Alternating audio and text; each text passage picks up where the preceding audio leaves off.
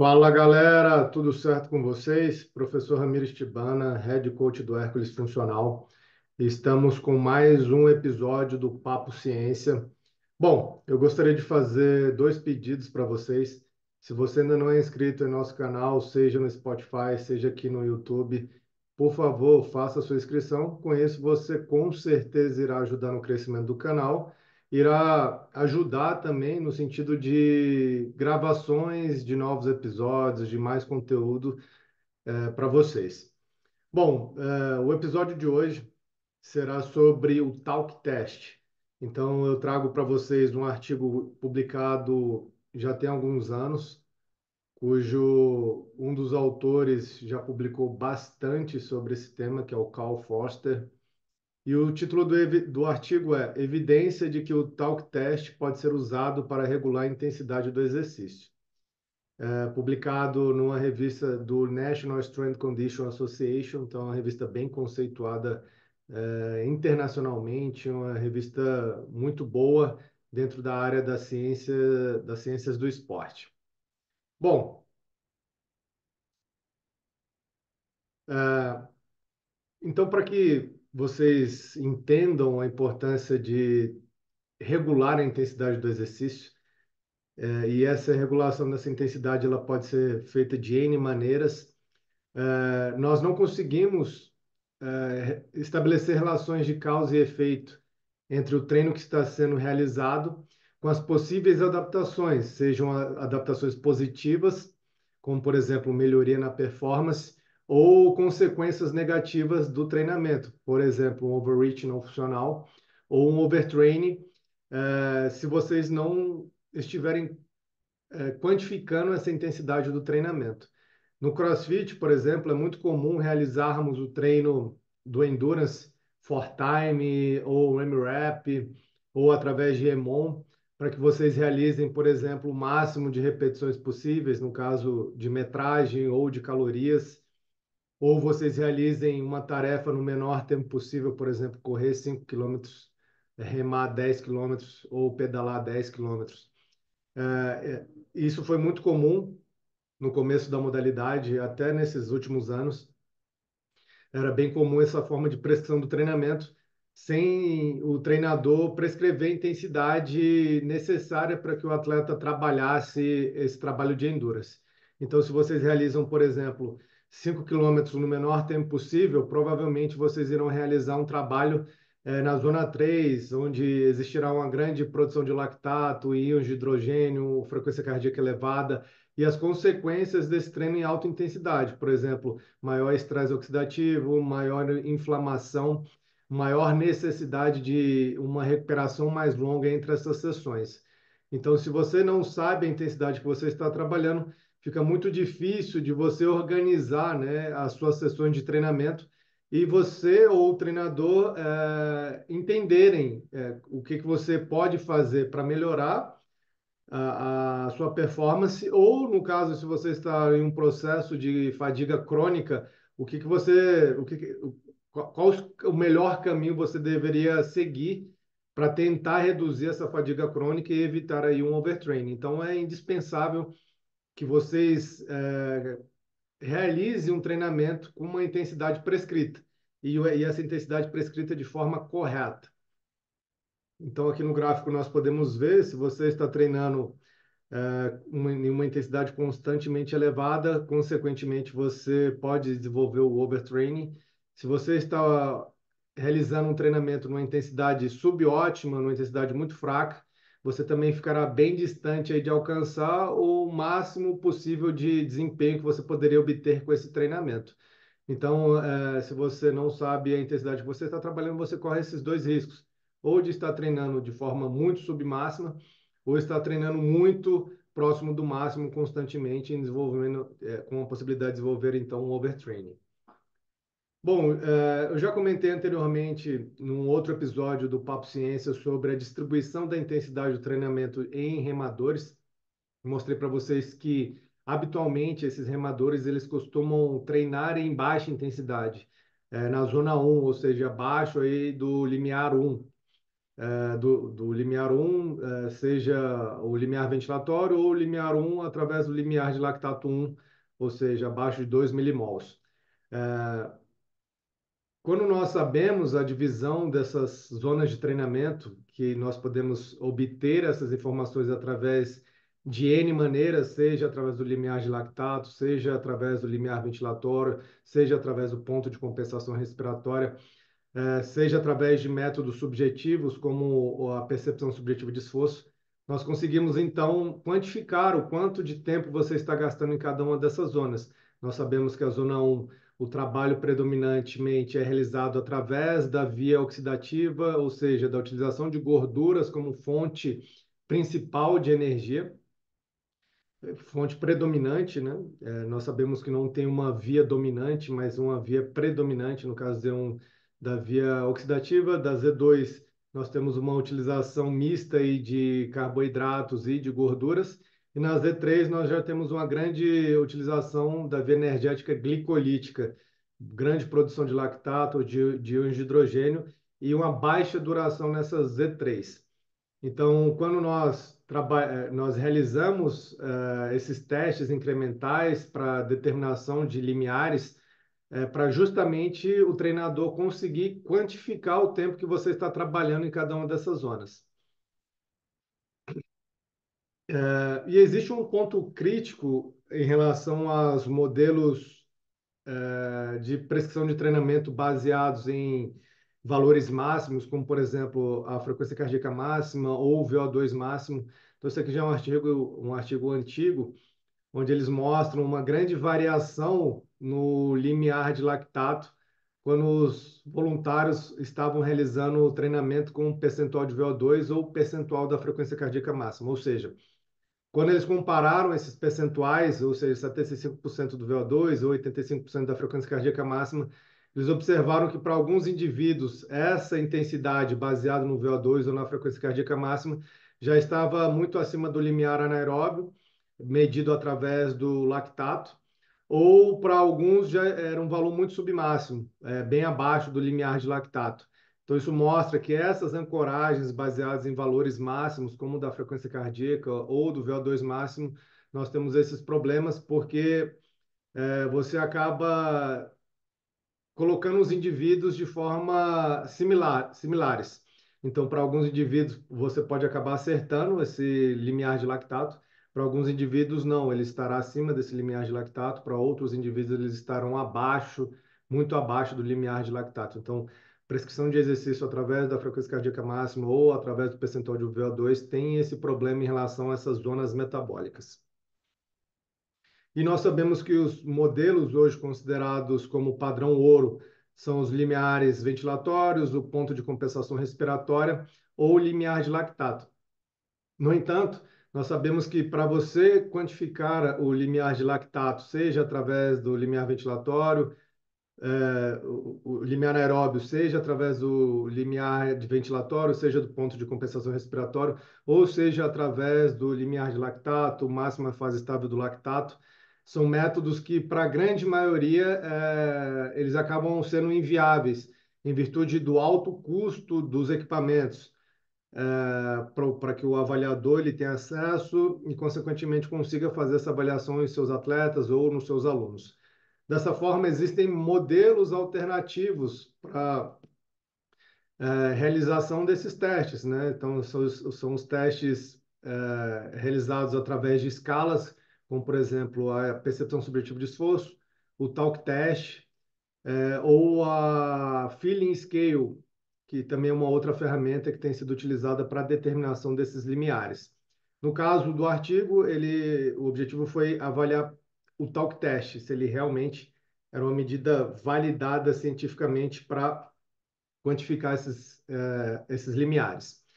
Então, como eu falei, o objetivo do estudo foi comparar as respostas fisiológicas durante uma sessão de exercício em estado estável, com a resposta do taco teste fixada, com o sujeito sempre sendo capaz de falar confortavelmente na zona equívoca ou com o sujeito definitivamente não sendo capaz de falar confortavelmente. Eu já vou explicar aqui a metodologia do estudo. Então, foram 8 homens e 8 mulheres, então com um nível de condicionamento bom, não é um nível de condicionamento para serem considerados atletas de alto rendimento, mas com certeza é um nível de condicionamento acima da média da população. Então, o que que eles realizaram? Eles pegaram esses voluntários e colocaram eles para realizarem dois testes incrementais. O primeiro teste, eles determinaram o limiar ventilatório, o ponto de compensação respiratória, o VO2 máximo. No segundo teste, que foi realizado alguns dias depois, eles fizeram um teste incremental na esteira também. Só que agora o objetivo foi avaliar o talk test em cada um desses incrementos que eles realizaram na esteira. Então, no primeiro teste, não houve a análise do talk test, foi apenas essas medições fisiológicas, essas mensurações fisiológicas do limiar ventilatório, ponto de compensação respiratório VO2. Alguns dias depois, eles realizaram o teste incremental com o objetivo de avaliar esses incrementos através do talk test para determinação desses limiares. E aí, depois de alguns dias, eles realizaram 3 protocolos, com duração de 30 minutos ou até exaustão, se os 30 minutos não pudessem ser completados. Então, o que que eles fizeram nesses 3 testes? Primeiro teste, eles realizaram durante 30 minutos no estágio, o último estágio onde eles conseguiam conversar confortavelmente. Alguns dias depois, eles colocaram os voluntários para correrem 30 minutos no estágio equivalente ao equívoco ou positivo negativo. E no terceiro e último teste, eles colocaram os voluntários para correrem 30 minutos durante a intensidade, a primeira intensidade correspondente ao negativo ou negativo-negativo. Então vamos lá. Primeiro teste, teste incremental para determinação do VO2, limiar ventilatório, ponto de compensação respiratória. Alguns dias depois, teste incremental para a realização do protocolo do talk test. Alguns dias depois, os voluntários tiveram que realizar 3 testes com duração de 30 minutos em cada uma dessas intensidades: positivo-positivo, positivo-negativo ou negativo-negativo. Então, a premissa dos autores foi que, durante cada um desses estágios, o comportamento fisiológico eles seriam diferentes. Então, no último estágio, onde eu conseguiria conversar confortavelmente, o pressuposto é que eu teria uma zona estável, eu teria baixa produção de lactato, baixa resposta da percepção subjetiva de esforço. Já na zona equívoca, eu teria um aumento dessa produção do lactato, mas de uma forma onde ficasse estável, eles aumentariam, mas eu conseguiria ter essa remoção do lactato. Então, teoricamente, eu conseguiria finalizar esses 30 minutos, em virtude de eu estar trabalhando ali na zona equivalente à zona mista.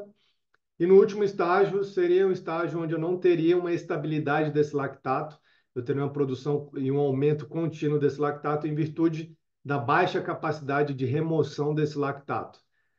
Então, a premissa dos autores é que o talk test ele conseguiria ser preciso em relação ao comportamento fisiológico em cada uma dessas 3 zonas. Então, como é que funciona a determinação desses limiares através do talk test? Então, nesse estudo em específico, os pesquisadores colocaram os voluntários para realizarem estágios com 2 minutos de duração, e no final de cada estágio, faltando 15 segundos, eles pediam para que os voluntários recitassem essa frase: Juro lealdade à minha bandeira e à república que ela representa, uma nação indivisível com liberdade e justiça para todos. Então, eles pediam para os voluntários recitar essa frase. Depois que eles recitassem, o avaliado perguntava: Você consegue conversar confortavelmente? E as possíveis respostas dos avaliados eram: sim, consigo conversar confortavelmente; sim, consigo conversar, mas não confortavelmente; ou não, não consigo conversar confortavelmente. Então, o último estágio onde eu conseguiria conversar confortavelmente representava ali a Z1, né? A zona onde o metabolismo predominante era o metabolismo oxidativo, uma intensidade onde eu teria uma grande duração nessa intensidade. Já a resposta 2, onde eu consigo conversar, mas não confortavelmente, o pressuposto teórico seria uma zona 2, ou seja, uma zona mista, onde eu teria um pouco de dificuldade de conversar em virtude já do aumento do lactato. E a terceira resposta já seria acima do limiar de lactato, acima do limiar anaeróbio, do ponto de compensação respiratória, onde eu não conseguiria conversar em virtude da grande produção de lactato, da acidose metabólica, e aí, consequentemente, essa conversa já fica muito difícil. Então, já trazendo aqui os resultados do estudo, olha que interessante. Como eu comentei para vocês, naqueles testes onde os voluntários deveriam ficar durante 30 minutos, quando eles realizaram os 30 minutos no último estágio positivo-positivo, ou seja, na Z1, todos os voluntários finalizaram os 30 minutos. Já na Z2, 18%, quase 19% dos voluntários, eles não finalizaram os 30 minutos, ou seja, chegaram em exaustão antes dos 30 minutos. E já no negativo, 87, quase 88% dos voluntários não foram capazes de finalizar os 30 minutos nessa intensidade, ou seja, no negativo. Então, mostrando, primeiro, que o último estágio positivo, os voluntários todos conseguiram finalizar, então isso já mostra um pressuposto que pode ser uma intensidade onde a zona predominante é a Z1. No estágio equívoco, dois voluntários, se eu não me engano, ou seja, 19% deles do total não foram capazes de finalizar. E no último, isso mostra que não é zona de equilíbrio, que quase todos os voluntários não foram capazes de finalizar nessa zona do limiar, acima do limiar anaeróbio. E aqui vocês conseguem observar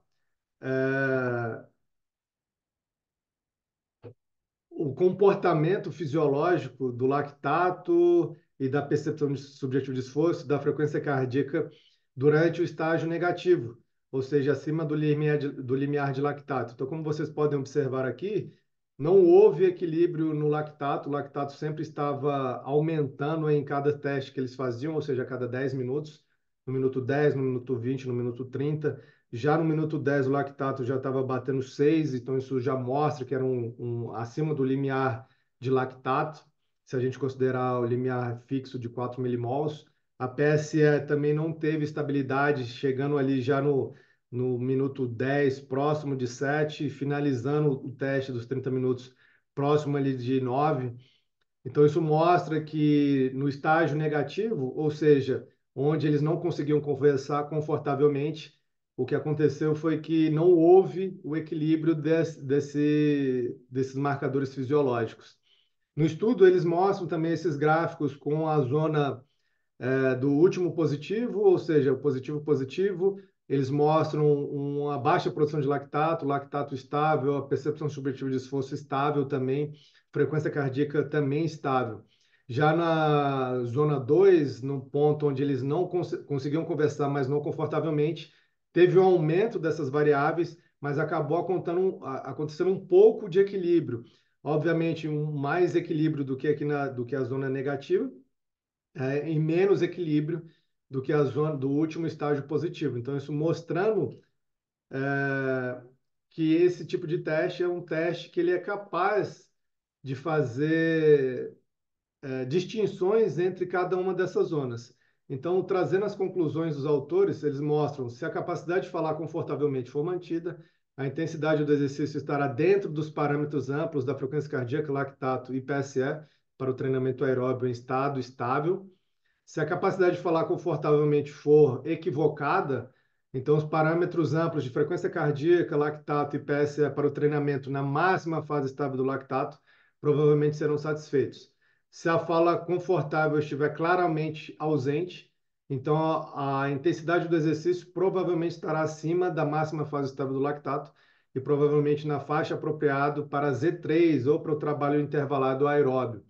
Então, isso mostra que realizar um teste incremental e aplicar o talk test, essa ferramenta, ela é capaz de ajudar na prescrição do treinamento, para que o treinador ele utiliza essas três zonas, ou seja, consigo conversar confortavelmente para o Z1, consigo conversar, mas não confortavelmente para Z2, e não consigo conversar confortavelmente para Z3. Então, isso mostra que essa ferramenta é uma ferramenta válida e muito útil para quem não tem acesso às ferramentas consideradas como padrão ouro, como o lactato, como o consumo máximo de oxigênio, como a produção de CO2 para determinação do ponto de compensação respiratória e do limiar ventilatório.